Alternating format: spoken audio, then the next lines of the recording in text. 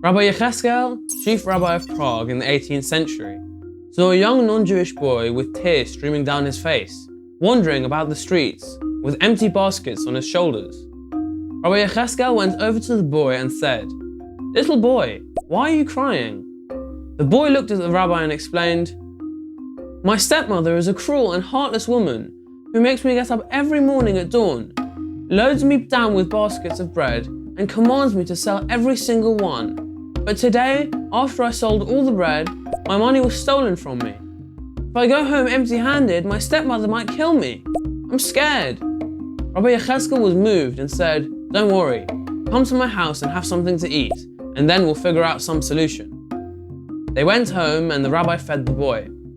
Then Rabbi Yechezkel took out 30 gold coins from his pocket and gave them to him. "Take them home to your stepmother and don't worry," he said.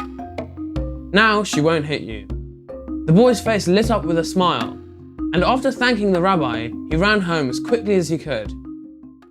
Years later, one Passover, on the eve of the 7th day, the rabbi heard a knock on his door.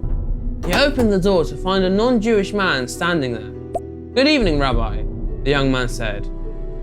"I'm sure that you don't remember me, for it has been years since I was last here."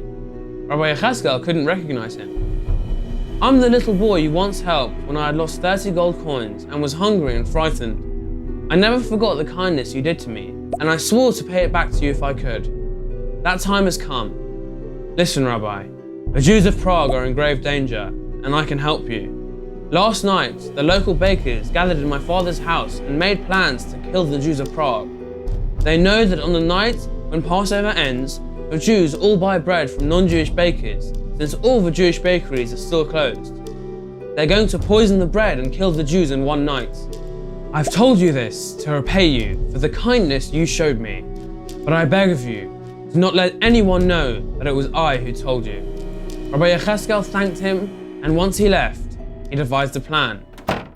On the 8th and last day of Passover, an order was given to close all the synagogues in Prague, and it was announced that Rabbi Yechezkel, the chief rabbi, would speak in the main synagogue right after the morning service concerning a very important topic.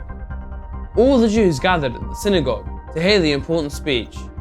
Rabbi Yechezkel then rose and said, "My friends, the Beit Din, the Jewish court of Prague, has made an error in calculating this year's calendar.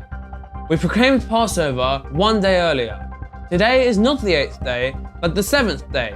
Therefore, it's absolutely forbidden to eat chametz, leavened bread, tomorrow night." The people were astounded. No one dreamed of arguing with the rabbi. All the Jews of Prague went home and that year observed Passover for an additional day. On the morning of the 9th day, police appeared at Rabbi Yechezkel's house and ordered him to address the local baker, who alleged that he had baked extra bread for the Jews now that Passover was over, and this rabbi had told them not to buy their bread. "Now I'm out of pocket and the bread will go to waste." The rabbi told the police, "I don't have a problem eating their bread, but I just asked the baker to try some bread first." The policeman said this was a reasonable request, but the baker could not comply, eventually admitting to his crime. The baker was arrested and the Jews were saved.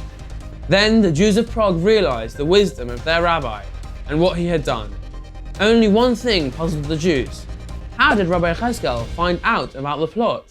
He told no one, however, as he had promised the young man. He kept the secret his whole life, and only before his death did he tell it to his son, Rabbi Landau. When he finished telling him, he said, "I want you to know that it was not through my wisdom that I was able to save the Jews, but because of a kindness that I once did for a stranger."